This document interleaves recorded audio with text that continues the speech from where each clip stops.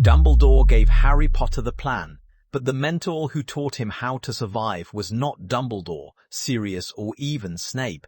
It was Remus Lupin, and that is why the usual ranking gets Harry's education badly wrong.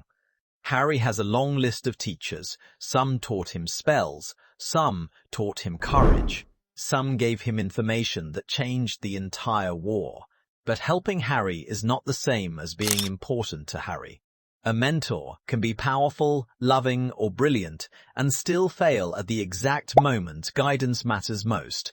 So this ranking is based on one question: how much did each mentor actually improve Harry's ability to survive, make decisions, and defeat Voldemort? At the bottom is Rubeus Hagrid. Hagrid introduced Harry to the wizarding world, gave him his first real connection to Hogwarts, and helped him discover that he was not alone. Without Hagrid, Harry might never have reached the castle at all. But as a teacher, Hagrid is unreliable. He gives Harry vital clues, including the truth about the Philosopher's Stone and the Chamber of Secrets, yet he also accidentally puts the trio in danger repeatedly. His heart is enormous, his judgment is not. Next is Sirius Black. Sirius gives Harry something emotionally crucial, a family member who genuinely wants him. He also teaches Harry the truth about his parents, the betrayal of Peter Pettigrew, and the fact that Harry's father was more complicated than the perfect image Harry had built. But Sirius is not consistently available. He spends most of Harry's third year imprisoned or hiding, and after returning, he often treats Harry like a friend rather than a child who needs boundaries. His love matters enormously. His practical mentorship is limited.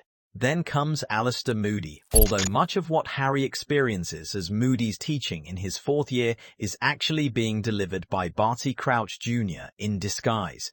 That makes Moody difficult to rank. The real Moody contributes the defensive mindset that becomes essential during the war: constant vigilance, awareness of danger, and distrust of appearances. But Harry's direct education from him is partly accidental and partly stolen by an enemy. Important? Yes. Reliable mentorship? No. Hagrid and Sirius help Harry understand where he belongs. Remus Lupin helps him control what frightens him. Lupin's most important lesson is not simply how to cast the Patronus charm. It is why the charm works. Harry learns to fight Dementors by focusing on a real memory of happiness, not by pretending fear does not exist. That is a practical method, not a speech. Lupin also teaches Harry about magical creatures, defensive spells, and the difference between knowledge and panic. Most importantly, he notices Harry's emotional state and gives him help without making him feel weak. The limitation is that Lupin often retreats from people when he believes he might hurt them. His self-loathing keeps him from being the stable adult Harry needs. Still, in terms of direct instruction, Lupin may be Harry's best teacher.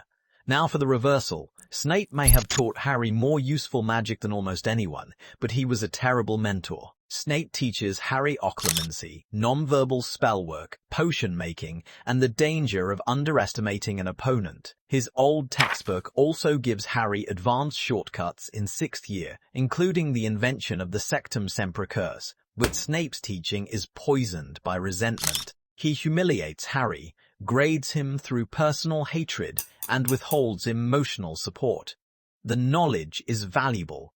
The method is destructive.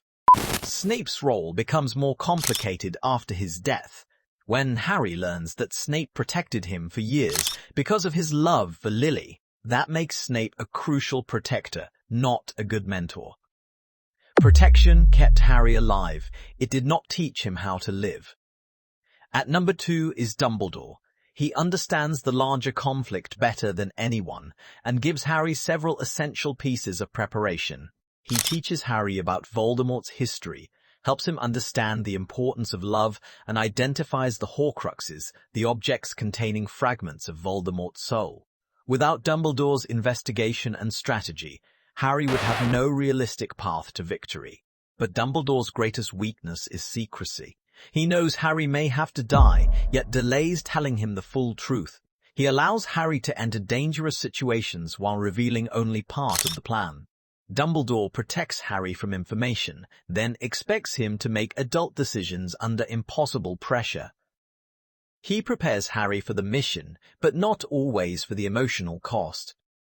The number one mentor is not one person. It is the combined influence of Lupin, Dumbledore, Sirius, and even Snape, with Harry himself making the final choices. That may sound like avoiding the ranking, but it reveals what mentoring actually did for him. Lupin gave Harry control. Sirius gave him belonging. Snape gave him protection and hard knowledge. Dumbledore gave him the map. But Harry became capable because he learned to separate those lessons from the flaws of the people who taught them. The most helpful mentor was therefore the one whose lesson Harry could use without becoming a copy of the teacher. Harry did not become Dumbledore's chess piece, Sirius's reckless shadow, Lupin's withdrawn adult, or Snape's bitter survivor. He took what each mentor offered, rejected what damaged them, and made the final decision himself. That is why the answer is not simply who loved Harry most, or who was most powerful. The real measure is what remained after the mentor was gone. By that standard, Lupin taught Harry how to face fear. Dumbledore taught him what the war required, and Harry's greatest achievement was turning all of those incomplete lessons into his own way forward.